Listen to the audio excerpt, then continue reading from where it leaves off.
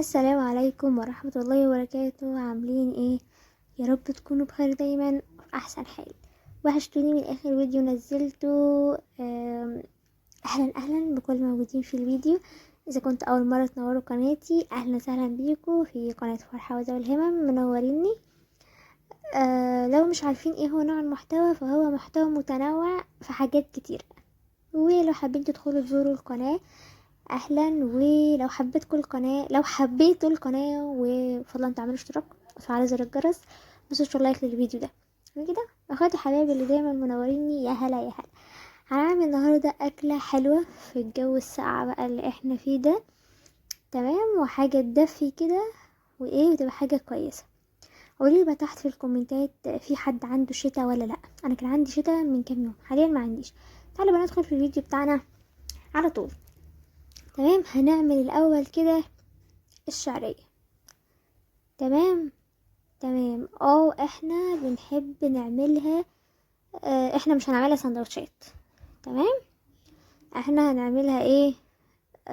كده يعني زي ما هي كنت شايفينها في الاول، وهناكل معاها شعرية لسان عصفور عادي. تمام كده، تمام.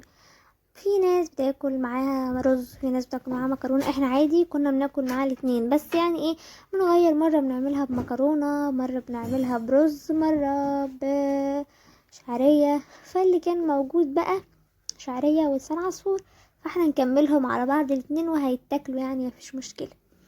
تمام. وهنا بقى كنت بقلبها وانا طويله والبوتاجاز قصير، يعني واخدين بالكم؟ تمام كده. بعد ما خدت اللون الذهبي الحلو الجميل ده، هننزل بقى عليها بالميه، والبخار كله طالع على الكاميرا. يلا عادي شايفين؟ شطورين انتوا كده شايفين. تمام كده. وهنزل بقى كل اللي في الجناب ده، وهرجع اضيف عليها كوبايه ميه تاني. تمام كده، انا نزلت عليها كوبايتين ميه، وهنحط لها بقى ملح ومرقة دجاج فورية، بلاش المكعبات يعني، مش مفضلة قوي، فخلينا في الفورية، حلوة جدا وطعمها حلو. هنحط الملح وبقى مرقة الدجاج، وغطي عليها على نار هادية. لا، استني لما تتشرب وبعدين ايه وطي عليها. هي ماما كانت قالت لي كده نعملها تقريبا، يعني كانت قالت لي كده مش فاكرة. هنا بقى دي الفراخ انا متبلاها قبلها بيوم، تمام؟ هيبقى بقى في بصل وفي طماطم وفي كمان فلفل الوان. تمام كده. هكتب لكم كمان التتبيله بتاعه الفراخ تحت في صندوق الوصف. تمام كده، تمام. واكيد يعني جربوها بقى وقولوا لي ايه رايكم فيها، عجبتكم ولا لا؟ تمام. وبعدين بقى هنجيب صينيه كده، هنحط فيها زيت، وتسخني الزيت وتنزلي عليه بالفراخ على نار عالية عشان ما تنزلش المية بتاعتها. تمام، على نار عالية، وهتفضلي تقلبي فيها لحد ما خلاص اللي هي ايه، تبدأ تدخل في السوا بالشكل ده. انت بقى قلبي ما تسهيش عنها او ما تنسيهاش وتروحي تعملي حاجة ترجعي تلاقيها ايه، اتحرقت، يبقى ولا في غدا ولا في شاورما. تمام.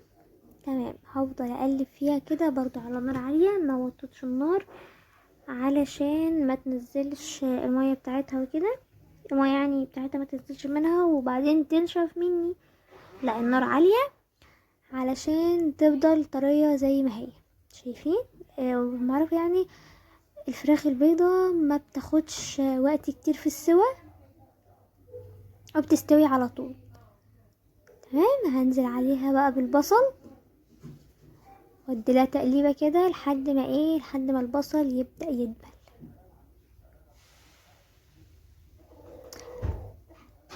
تمام. انا من النوع اللي هو ما بحبش البصل في الاكل.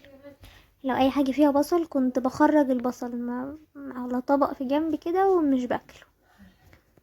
دلوقتي يعني لا، بقيت اكله مش بخرج البصل بتاعه كده. وبعد بقى ما البصل دبل وكده هننزل بالفلفل الرومي، ما كانش فيه غير الاصفر، والاستاذه رنا بتحبه فما بتخليهوش في التلاجة، يعني ما شاء الله بتاكله وعادي. وشطه خضراء ممكن تبقى باردة وممكن تبقى حرقة على حسب، بس احنا حطينا الكتير بارد، ويعني حاجة بسيطة كده حرارة، لان انا برضو مبحبش اكل حراق قد كده، وطبعا انا صغيرة فمش هتستحمل اكل حراق، فهم يعني ما بيخلوش الحاجة حراقة قد كده، سواء ماما لا تطبخ او بسملة. انما انا ما بطبخش غير لما اكون هعمل لكم فيديو، يعني شايفين بضحي بدخل المطبخ وبطبخ عشان اصور لكم فيديو، غير كده ولا بدخل المطبخ ولا بطبخ. شايفين بضحي انا، بوشكاش محفوظ بيضحي يا جماعه.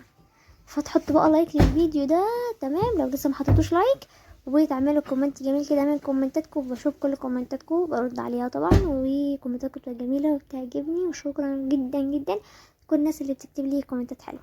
تمام، هنا بقى هنحط الملح عشان ما كناش حاطين الملح، ولا كنتوا عايزيني انساه؟ لا مش هنساه، احنا نحط الملح وهنبدأ نقلبها كده برضو ونسيبها تكمل سواها. وهنا خلاص الشعرية وتين العصفور كانوا استووا وتمام كده، وبس كده كان في بقى مخلل وكده. يا رب يكون الفيديو عجبكم، واحسن كل تعليقاتكم، متنسوش تحطوا لايك للفيديو. تمام، شايفاكم بس كده. يا رب يكون الفيديو عجبكم، ودمتم على خير دايما يا رب وفي احسن حال، والسلام عليكم ورحمة الله وبركاته.